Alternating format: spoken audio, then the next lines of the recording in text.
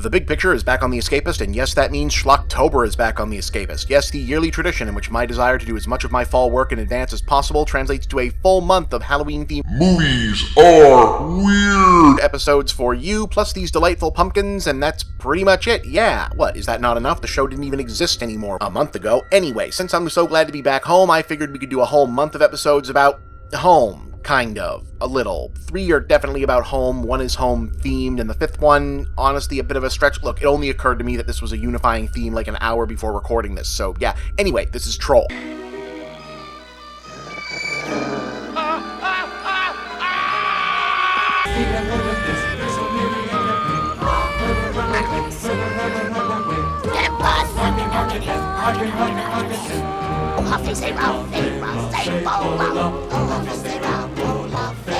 Okay, so these days 1986's Troll is mainly known as the movie that the infamously rediscovered cult classic bad movie Troll 2 was an in-name only unofficial retitled sequel to, which kind of sucks even if I wasn't really sick of the hipster Johnny-come-lately cool kid cult obsession that sprung up around Troll 2. Yeah, it's a memorably bad movie, but its legend has obscured the fact that the original Troll is actually, if not a good movie, a fun, unique, nothing if not ambitious B-movie that deserves to be better known in its own right. Shut that damn door! What is going on out there? I don't know, but I'm listening to that tree. Directed by special effects makeup artist and horror biz mainstay John Carl Buechler, yes, that's how you pronounce it, I had to look it up too. It was a production of B-movie legend Charles Band's Empire International Pictures, the precursor to Full Moon, and if any of those names are familiar to you, you know what to expect from Troll. A simple, spooky central concept with exactly enough resources to pull off on a budget that instead blows out into wild tangents of extra characters, big idea subplots, and needlessly elaborate internal mythology, i.e. the way Puppet Master goes from evil marionettes to actually they're the good guys and fought Hitler, and plus ancient Egyptian demon gods are involved, and also there were bad Nazi puppets. Anyway, Troll features an average all-American family moving into an apartment complex in San Francisco with colorful neighbors including a psychotic ex-soldier, Sonny Bono, no, for real, as basically Glenn Quagmire,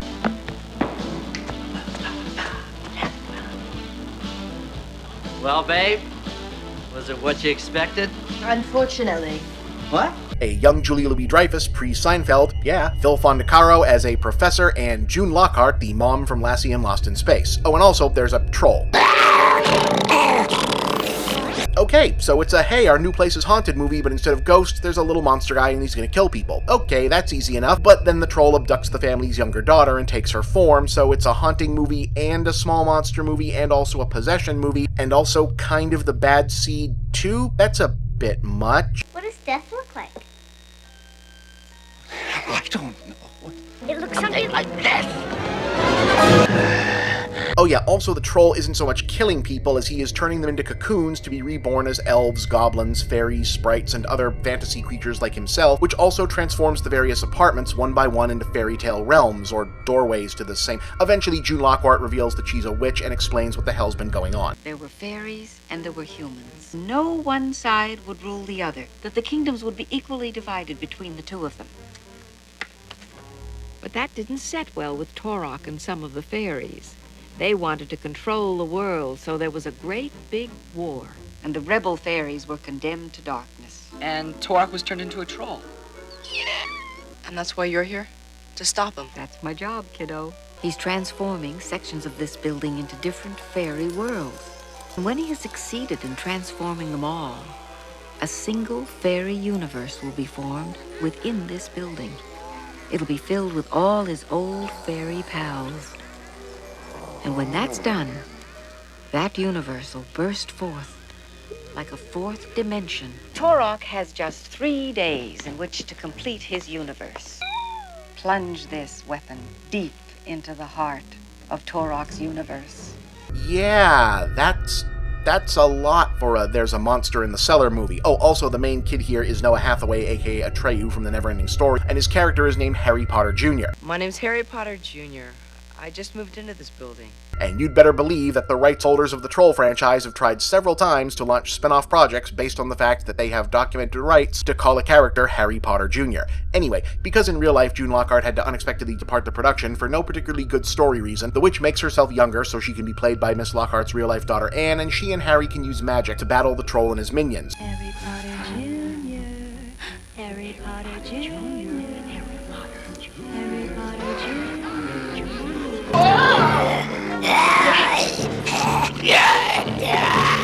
And because at this point Troll has added so much extra stuff that it's not even really about the troll anymore, our ending involves Lockhart being turned into a tree. Eunice, no! Go on. Get in there and save your sister. And Hathaway fighting a previously unseen giant ogre thing in the fairy world to rescue his sister.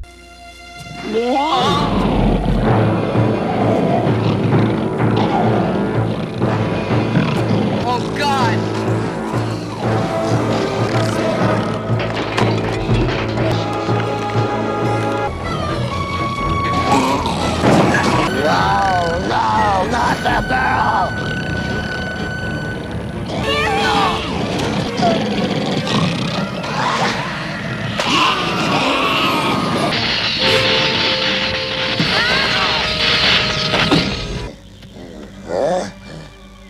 Gotcha.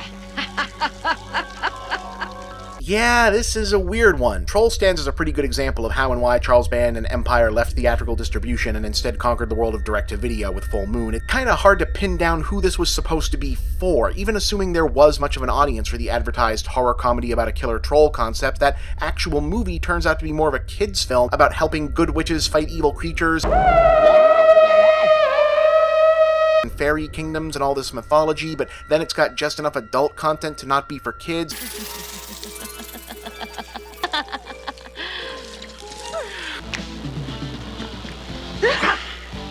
Feel like breakfast? Sure. There's some pancake mix in the kitchen. Then in the middle of it, there's these idiosyncratic why is this in this movie moments, like some not unexpected randomness from the great Michael Moriarty.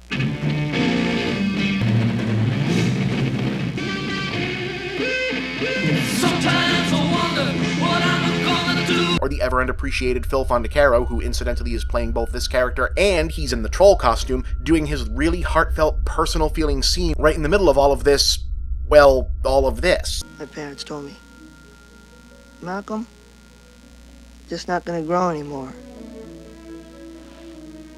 I thought, wouldn't it be wonderful if all this was happening to me because I was magic? And not because I was sick. I used to sit in my bedroom and daydream. And wish that I'd wake up the next morning in a land filled with unicorns and dragons and flying horses. Still, Troll is nothing if not unique, and you certainly get a lot for whatever you pay for it. It's pretty easy to find around these days, and even got a big Blu-ray printing as part of the Empire Pictures box set a few years back, coinciding with the documentary on the studio's history, Celluloid Wizards in the Video Wasteland. Your mileage may vary, but I live for this sort of thing. It's starting again. Which of course is why we're doing it for the whole month.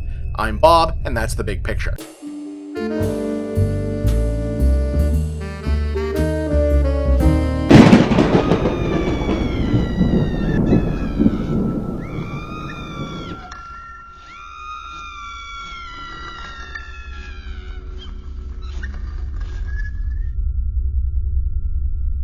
I feel like if Peter Weller had been in more movies overall, he'd have the same sort of half-ironic, half-sincere fandom today that accrued the likes of Velo 80's leading man, character actor Limbo occupants Nicolas Cage and Jeff Goldblum. Though I guess if you're going to be remembered for only two roles, RoboCop and Buckaroo Banzai ain't half bad, but there is a third weird-ass Peter Weller 80s performance to make it a hat trick, and it even predates the other two. Our subject for this week, 1983's Of Unknown Origin, in which the actor famous for his mastery of stone-faced understatement gives us his version of losing his shit over the course of about 80 minutes. Now listen, you see, the major dilemma here is that this town ain't big enough for the both of us.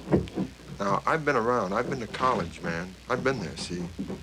I've tried dope, I've tried these things, and I just want you to know who you're dealing with. Our basic setup, Weller is a well-off yuppie dad living in a meticulously modernized apartment on the top floor of a New York City brownstone that is 100% absolutely really in the real New York and not obviously Montreal. He did all the renovations himself, which he's very proud of. He's married to Shannon Tweed, making her film debut, and if you're a dude my age, chances are she was a really important part of your adolescence too. And even though her dad is some rich guy she and the kid are off to spend a ski vacation with as the movie opens, he's also proud to be paying for all this nice stuff himself thanks to a slick corporate job and a big promotion coming up, which is why he's not joining them on the ski vacation. But no sooner are the wife and kid gone than does it become clear that Dad is not alone in the house.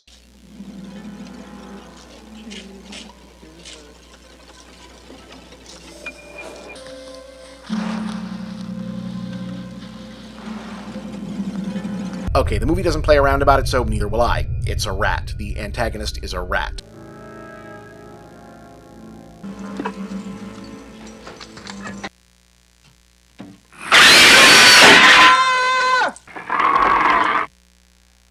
A slightly bigger, slightly more aggressive than average rat that's decided to move into the apartment and mess around with things while this guy has an important work deadline. On one level, it's a haunted house movie with no poltergeist and instead a known physical creature that behaves more or less the same way a poltergeist does in such movies, but requiring fewer special effects.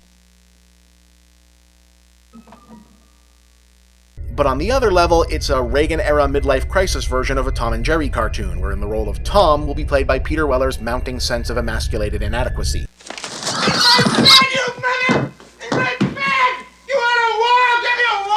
See, again, the rat in Of Unknown Origin is not a mutant or a lab experiment or possessed or gifted with some special persona of its own. In fact, the movie goes out of its way to reinforce that it's just a regular, kinda biggish female sewer rat that seemingly came indoors to nest and not much else. It's a pain in the ass because it's a rat and the apartment is small and full of expensive, tightly organized stuff, so it does a lot of damage just by burrowing and scurrying around the place, but it's still only a rat. Maybe you're spending 20% of your time thinking about him, but he's spending 100% of his time figuring out ways of how to outsmart you.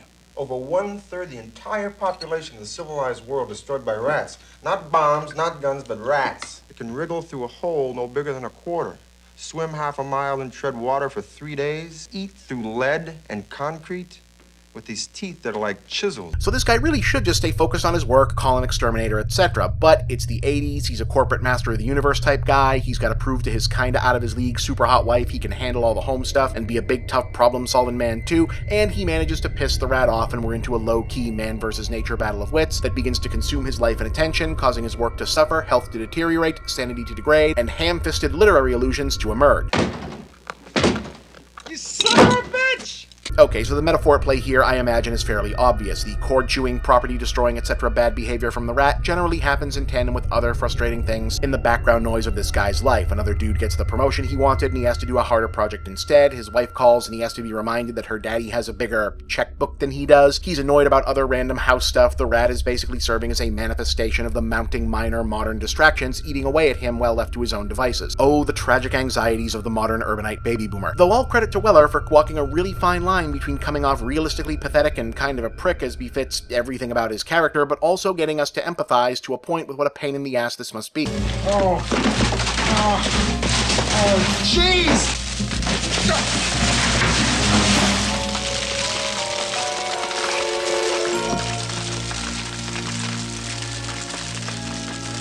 Though still, again, it is just a rat. The main scary things it does is take out a stray cat Weller brings in to try and kill it, and a pair of attack scenes that turn out to be nightmares, until Weller messes with its brood and reaches full homemade caveman weaponry levels of losing his shit, and at that point, yeah, sure, it's on.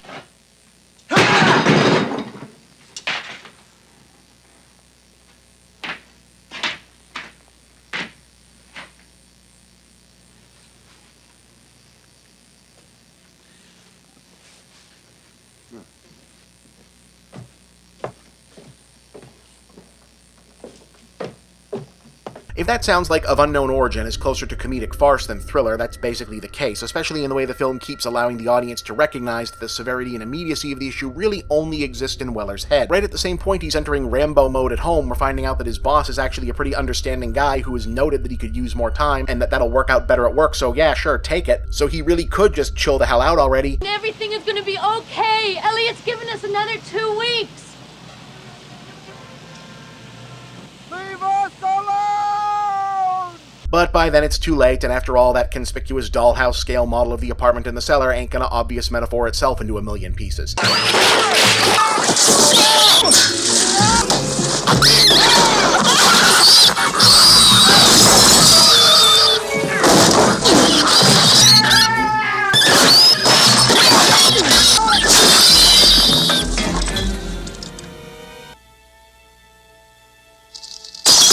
Of Unknown Origin was the North American directing debut of Greco-Italian director George P. Cosmatos, who'd helmed classy European big star vehicles like Sin, Massacre in Rome, The Cassandra Crossing prior to this, and transitioned to an eclectic, successful career in Hollywood as a go-to fixer for troubled productions afterwards, most notably Rambo First Blood Part 2, Cobra, Leviathan, and Tombstone. He's also the father of Panos Cosmatos, the director of the recently well-received art house horror features Beyond the Black Rainbow and Mandy.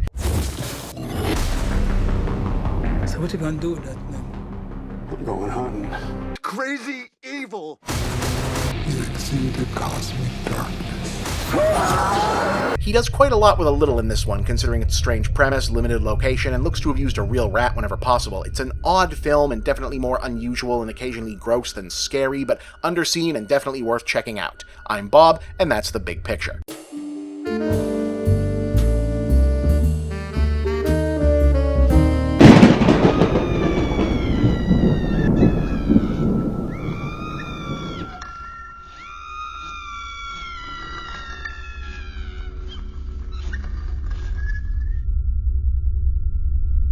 Okay, time to make things a little bit awkward by opening the episode with an admonishment that maybe you shouldn't actually watch the episode yet. Here's the thing. If you're experienced with Schlocktober or the Let's Amusingly Discuss a Bizarre Old Movie genre of internet video in general, you know the assumption is that these are fairly silly, often somewhat disposable films that you're expected to have seen if you're watching this, or you won't mind experiencing first as abbreviated joke fodder before you see the whole thing because maybe it works better that way. And the majority of the time, that second part is mostly true. Even though I do generally try not to ever put anything on here that isn't fun to watch on its own, if you're into that sort of thing on some level. This week's movie is a little different though. 1989's Parents is probably the closest thing to an actual good movie in this year's crop of 5. It's still right on the line, treading that well-traveled late 80s path of using schlocky horror movie tropes for the purpose of satire while also being a schlocky horror movie for real, but I'd argue that the actually a good movie part overall wins out, and one of the reasons why is the way it gradually builds to an escalating series of plot revelations, which, by the very nature of this show, I kinda have to give away, so I'll just say this. It's not a particularly difficult movie to find and see anymore, and if the one-line pitch of Get Out but for nostalgic baby boomers sounds like an appealing movie at all to you, maybe give it a watch on its own first. Everybody else, here we go.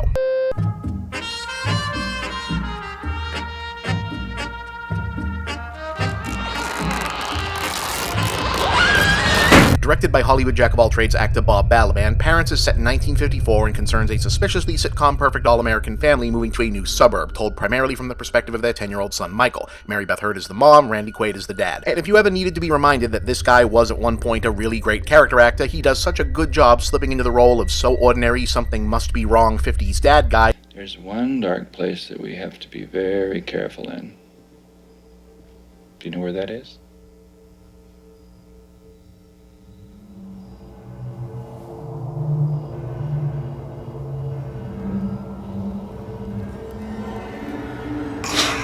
That even now, it's easy to forget that everyone knows Randy Quaid turned out to be an actual crazy person. And actually, is he still at large? Like, are the cops still chasing that guy and his wife or whatever around the US-Canada border? I feel like I kind of lost track of that story. Anyway, little Michael is having a tough time of things. He's afraid of the dark. You're not scared of your room, are you? It's dark. He has nightmares.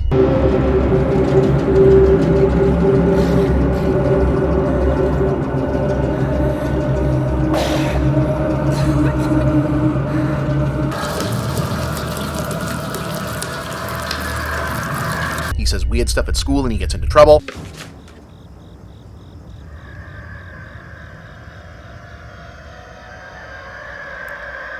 He can only make friends with other weird kids. Where are you from? I'm from the moon. But mostly he spends a lot of time quietly observing the adult world and finding everything about it frightening and suspicious. I'm so proud of you, Mr. Supervisor. What are they doing? Changing. They change when they're alone. This iced tea is from Long Island.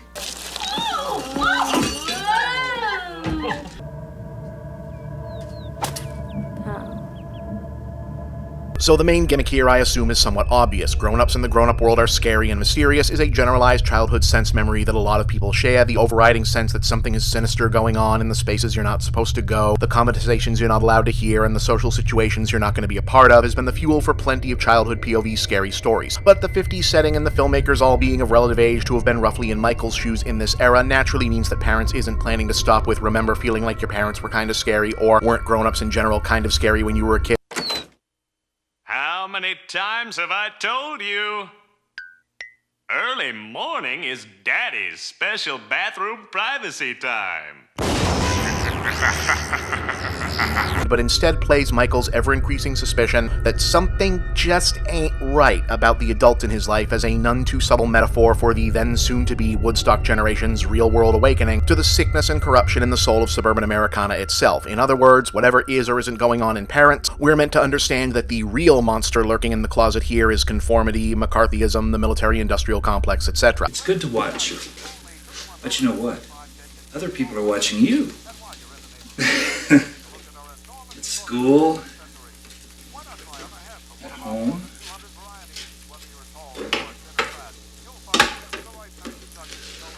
Maybe even in the bathroom. So in addition to the general being a kid is just scary stuff, we also get, isn't Dad a little too disciplinarian? You're scaring him. Am I? Oh, well, mister, you scare me too. Isn't Mom a little too into the housework? It was a mistake moving here. Ow! Michael, get out of here. What does Dad do for work at the chemical company again? Take your standard jungle outpost. Our planes fly over and drop a concentrate of this stuff. And then what happens? Your first light rainfall, 48 hours is jungless mulch. You drop the pellets a week before monsoon and presto.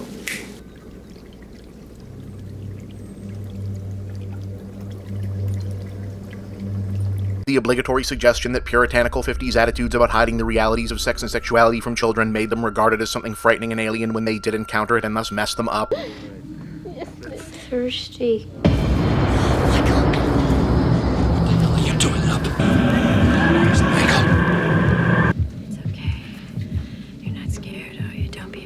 And a lot of attention gets given over to, boy, American suburbia sure was conditioned to eat a garbage diet back then, huh? What are we eating?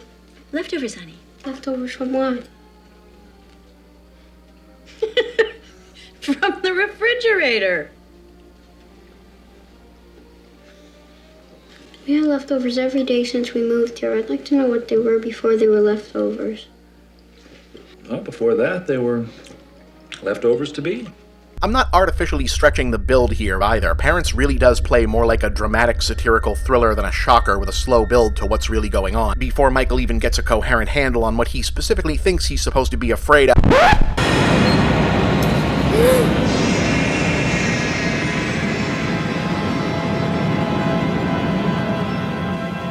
Of course, once that is out in the open, he does what would typically do the smart thing and immediately tries to show his school's social worker evidence that something is wrong at home. It doesn't go well.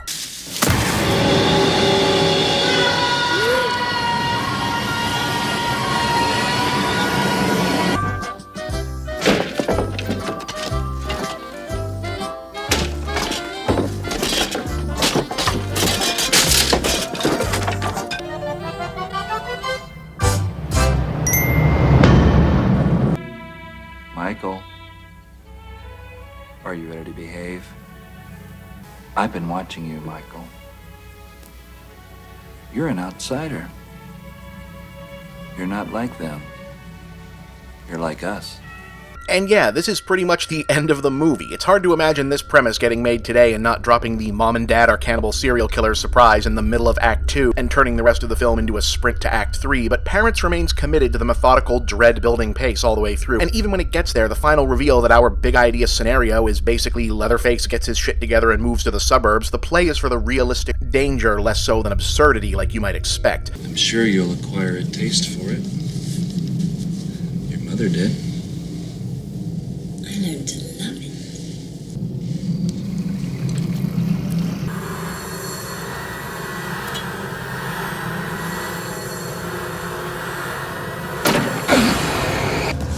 Who made the little bastards?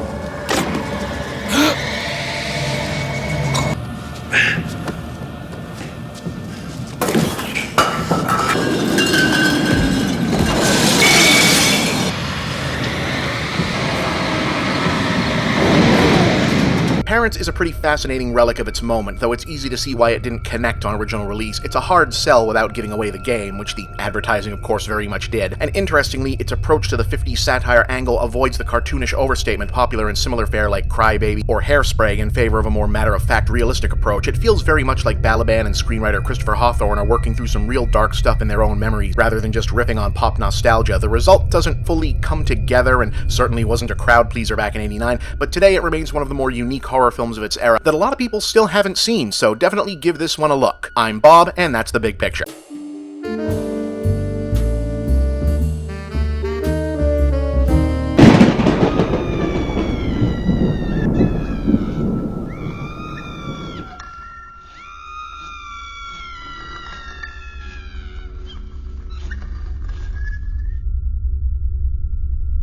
For those of you just joining us, the Schlocktober lineup this year has a theme, sort of, centering on homes, houses, homecoming, that kind of thing, which might make some of you ask, why have none of them been haunted house movies, since surely there are a lot of those. In fact, so far, these have all seemingly been, including today's entry, 1953's The Maze, revisionist takes on the material that follow somewhat the blueprint of a haunted house genre, but non-spectral threats like magical creatures, vermin, evil family members. You'll see what's going on today. And what's interesting is, historically, it's actually been the other way around. In Western culture, particularly in motion pictures, being trapped in a scary place haunted by a physical evil predates the idea of being in a house haunted by ghosts. No, really. Now, in the rest of fiction, it gets a little harder to date, mainly because there isn't actually that much of a precedent for the idea of ghosts, as in the souls of dead people hanging around on Earth in the canonical text of most mainstream spiritual beliefs in Western culture, though versions of the concept certainly existed elsewhere before that. So up until the emergence of proto-New Age parapsychology and paranormalist theories in mainstream culture in the early 20th century, like seances, reincarnation, that sort of thing, spirits or specters and horror stories and myths in early Christianity tended to be variations on demons or trickster sprites from earlier folklore, with Christian or Judaic or Islamic trappings imposed onto them, typically in the Middle Ages and then later downplayed by modern versions of those religions. Living Dead or Revenant stories, for example, were generally closer to vampires than what we think of as ghosts. Remember, up until we started having to realize supernatural creatures like, say, vampires or ghouls or whatnot on screen in practical ways, the line between corporeal and not for horror monsters was pretty shaky. Is Count Dracula a reanimated dead body, a shape-shifting presence, a literal shadow of a human, some kind of sorcerer, all of the above? It's kind of vague in Bram Stoker's text. Hell, even Frankenstein's monster is more of a vaguely inhuman, hard-to-describe alchemical conjuring related to dead bodies in Shelley's novel than a monster made specifically of sewn-together dead people, which was a solution that they came up with to realize the horror of it in a concrete way on screen. And while pop culture did embrace ghosts as we know them today pretty quickly once they caught on in the popular imagination, there wasn't really a live-action haunted house movie with an actual ghost in the plot, as opposed to a ghost that turns out to be a hoax or a prank, until The Uninvited in 1944. So what was haunting people in old dark house movies like The Old Dark House? Well, sometimes you did get genuine supernaturalism from the likes of demons or witches or the devil, but usually it was other people, sometimes monsters or a mix of the two, given the gothic romance genre's affection for monstrously deformed or deranged relatives chained up in the attic tropes. The old dark house genre, which in case you've not guessed The Maze occupied, prefigures haunted house movies and lays down the now familiar tropes in cinema history, the bulk of them descending from a 1927 silent feature called The Cat and the Canary, itself adapted from a stage play and effectively patient zero for not only old dark house movies and haunted house movies, but also slasher films, the serial killer genre, and basically the entire first and second season of Scooby-Doo Where Are You? In the film, which has been remade dozens of times and ripped off hundreds by now, a group of people are stuck in a creepy old abode, unknowingly being stalked by an escaped maniac called the Cat, who's using a network of secret passages throughout the place to catch them off guard. If you haven't seen the movie, you've probably at least recognized its signature moment, a sinister hand reaching out from a secret sliding panel above a sleeping woman, long considered one of the scariest sequences in motion picture history. But anyway, why the extended history lesson of the genre of this week's movie instead of jumping right into this week's movie? Well, because The Maze isn't actually all that interesting up until the very end, at which point it's magical, but you'll understand soon enough. The context at least was necessary. Okay, though.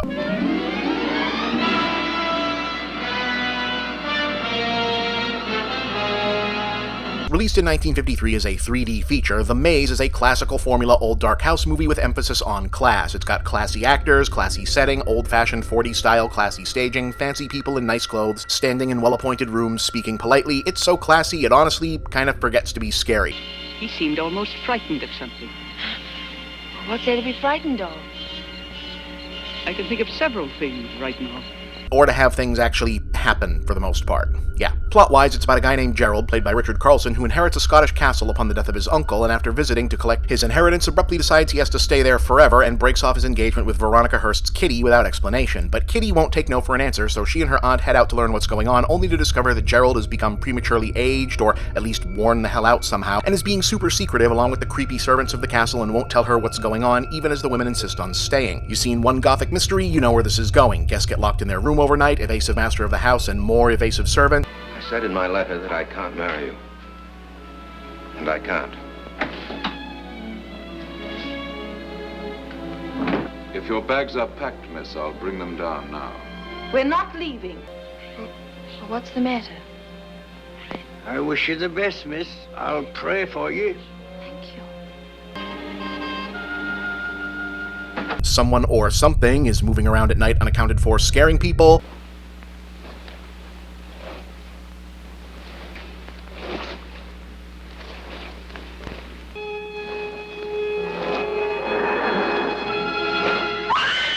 Oh, and there's also a labyrinth in the courtyard that doesn't actually figure in the plot as much as you'd expect in a movie called The Maze. The one real novel element to the piece, until later, is that Kitty's solution to solving the mystery of what's wrong with Gerald is to literally just be a giant pain in the ass about things. When it becomes clear that her simply hanging around and not leaving isn't going to do the trick, she invites a bunch of their friends over to also, essentially, defeat whatever malevolent force has seized her ex-fiancé with the power of social awkwardness. You know, we were out driving in the country and we suddenly found ourselves in the Highlands, so, well, we thought we'd drop in. Gosh, a marvelous place you've got here. So this is Mcteam Manor. Well, my boy, what does it feel like to be a baronet? You know, it looks as if you might have some good shooting up here. We brought our guns, you know. It's a wonderful place, Gerald. I'm glad we came. Do you know, I've got the most wonderful news stories to tell you. Well, they'll sound much better over a couple of drinks. But otherwise, it's all still just the overly mannered, stuffy, classed up, watchable, but not really scary version of a movie you've seen 100 times, even if you've never actually seen one. Until things finally get tense enough one night for several people to follow whatever it is that's been shuffling around at night being creepy out into the labyrinth for a confrontation and the final revelation of, well, who or what it is. Ladies and gentlemen, I present, no really, the actual payoff to The Maze.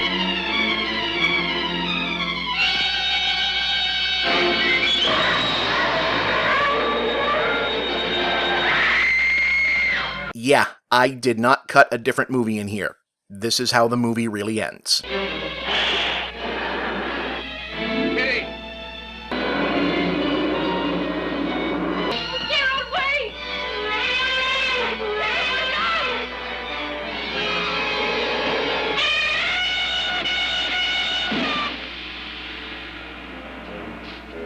So what is otherwise a fairly long for 1953 chamber drama about stuffy upscale people discussing what's to be done about Gerald in various rooms of a well-appointed old property and really not much else ends with, there was a giant frog, but I guess it was more afraid of you because it got scared and jumped out a window and now it's dead.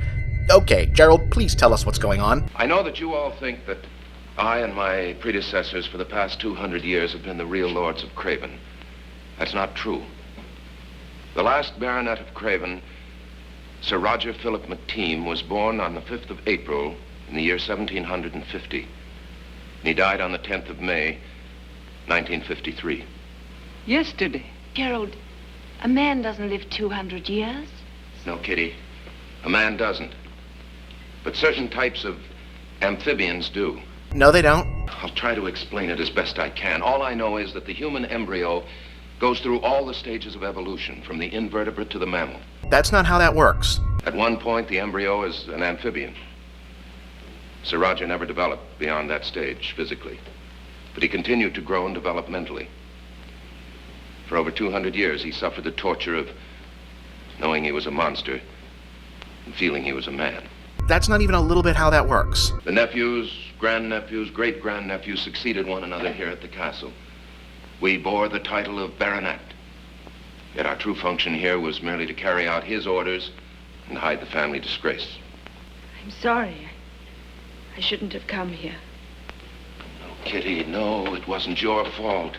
His own rules of secrecy were at fault. He knew that. If he'd allowed his existence to be known, no one would have thought of him as an evil creature. But he was too proud and too weak. So were we all. Wait, so nothing was really forcing any of you to do all the secrecy and skullduggery you just kind of did? Okay, well, I guess the emotional fallout will be something to reckon with.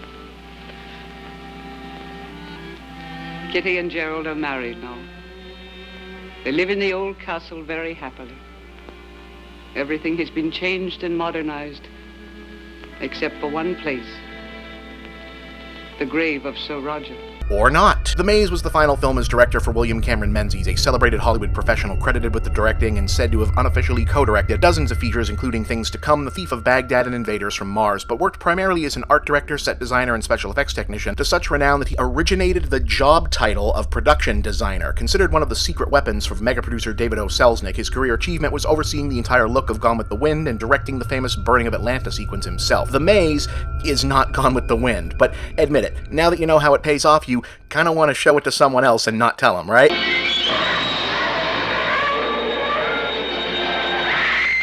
I thought so. I'm Bob, and that's the big picture.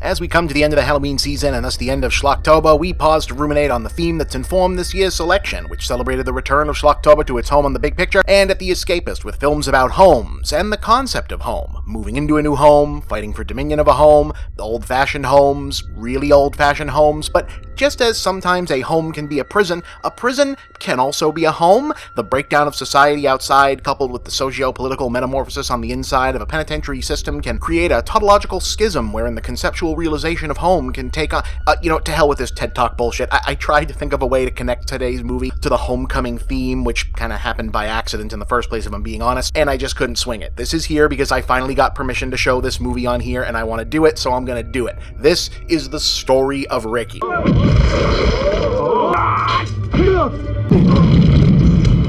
But what is the story of Riki, you may ask? Well, Riki was a young boy. He had a heart of stone. He lived 9 to 5, worked his fingers to the bone. Just barely out of school, he came from the edge of town, fought like a switchblade, so no one could take him down. He had no money, no good at home. He walked the streets a soldier, and he fought the... Hey! That's enough! Yeah, sorry, couldn't help myself. Riki-Oh is a 12-volume Japanese manga series by Masahiko Takajo and Tetsuya Sarawatari, published by Business Jump from 1988 to 1990 and adapted to anime shortly thereafter. Ostensibly, it follows the exploits of Saiga Riki-Oh, translation depending, that means either Power King, Strength King, or the Mighty King, a very angry young man whose mastery of Qigong martial arts meditation techniques allows him to punch and kick harder than anyone else on the planet and who stalks a post-apocalyptic world, recognizable only by his camouflage poncho and Star of David handscar in search of his corrupt younger brother, whose hand has a complementary swastika scar, which is interesting. It could charitably be called similar to the better-known series Fist of the North Star, which concluded the same year Riki-Oh began.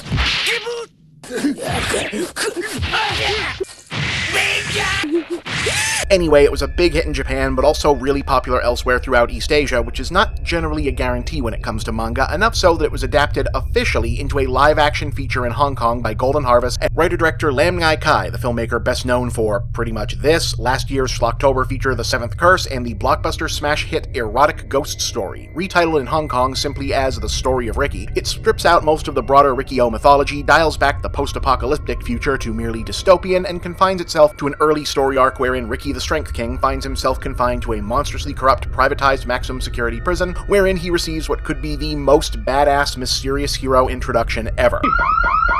He's carrying!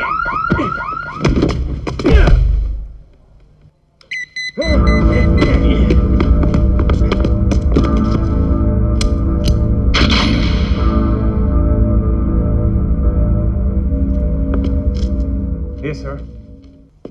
Why didn't you let the doctors take the 5 bullets out of you? Souvenirs. See? I mean, nobody really watches The Story of Riki by accident, but if you happened upon that opening knowing nothing else about this movie, you'd keep watching it, right? Anyway, with the manga's backstory filed down to just had an interesting uncle, learned kung fu, the movie draws the who the hell is this guy mystery vis-a-vis the bullets out for about half the story, but it's ultimately not that big a mystery. He was a nice boy, then some bad men killed his girlfriend, apparently not knowing she was dating a bulletproof master of Qigong.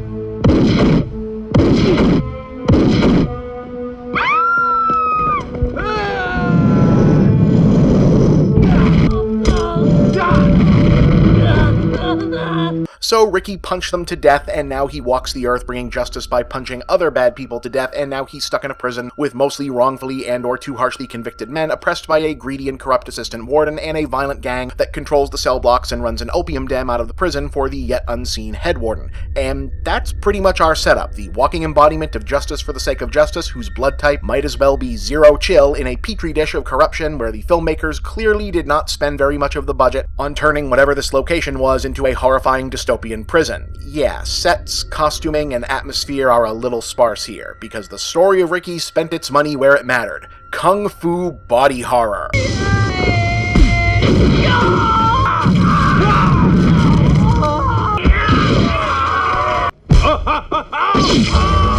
Yeah, there really isn't much in the way of an act structure or through line other than waiting to learn Riki's origin. They establish the setup and punchline dynamic of inmate gangs and or officials abuse the prisoners. Riki kills a bad guy, the remaining bad guys torture Riki in an absurdly violent way, it doesn't work, and then repeat it over and over in escalating tenor until you get that you're basically watching The Shawshank Dismemberment and just wait for the next famous showstopper, which the story of Riki delivers about once every couple of minutes, from the infamous stomach punch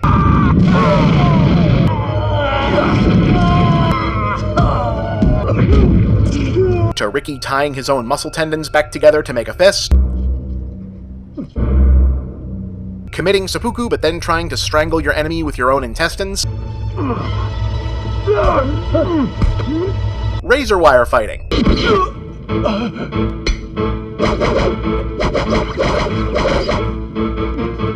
extreme blocking, extreme uppercuts, SWAT team disembowelment, and the rest.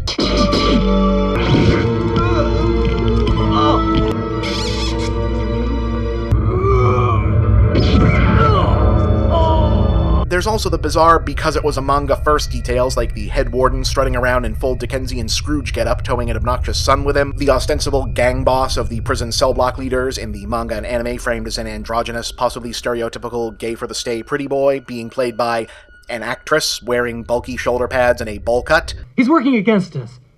Shithead.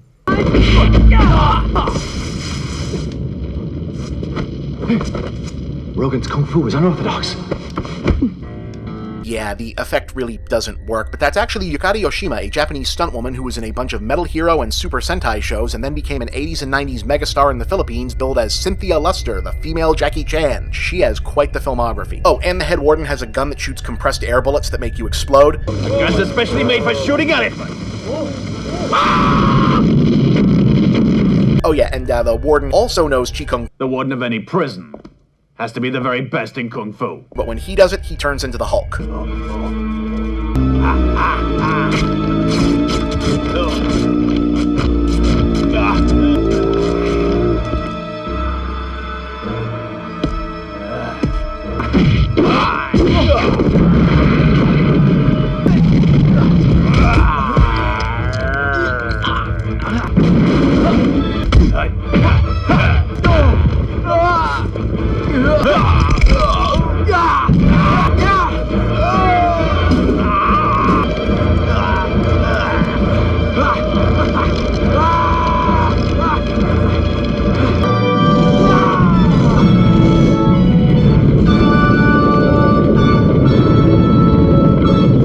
Entirely clear as to whether or not Riki could have just knocked out that wall the entire time, and if not, why he didn't just do it in the first day. It's almost like someone thought this was making a real statement about reforming the carceral state, and Riki is staying locked up so we can argue the finer nuances of rehabilitative versus punitive prison policy, but then all of this keeps happening. The story of Riki is one of the first and still relatively few Hong Kong movies to receive a Category 3 rating, the equivalent of an X or NC-17 in the US, solely for violence, since it doesn't include any sex scenes. Now, this limited its initial box office performance in its home country, but it was more successful when released a few months earlier in Japan and was granted a limited theatrical run in the United States, which helped it become a cult classic, a status that was cemented when one of its tamer gore effects, the famous head crush scene, was used as a recurring gag in the original pre-Jon Stewart version of The Daily Show, which, I promise you, existed. The film is ridiculous and cheap looking, but is it any fun outside of the fights, the blood, and the you've got to see this factor?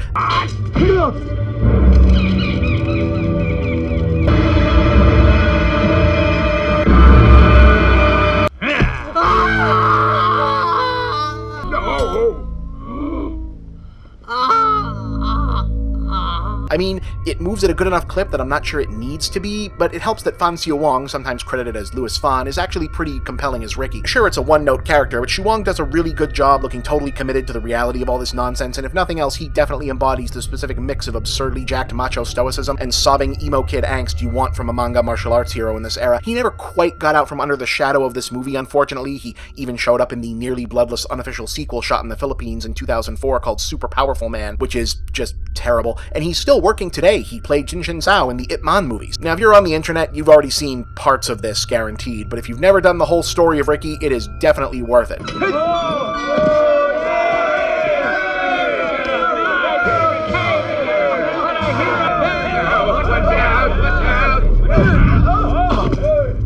I'm Bob, and this has been Schlocktober. The big picture will return to normal next week. I mean, unless I don't feel like it. Like, I mean, it's my show, so really I could stretch this out into December if I wanted to. I mean, I'm not sure I do, but, like, I could. Can I? I think I can, right? Guess we'll find out. See you next time.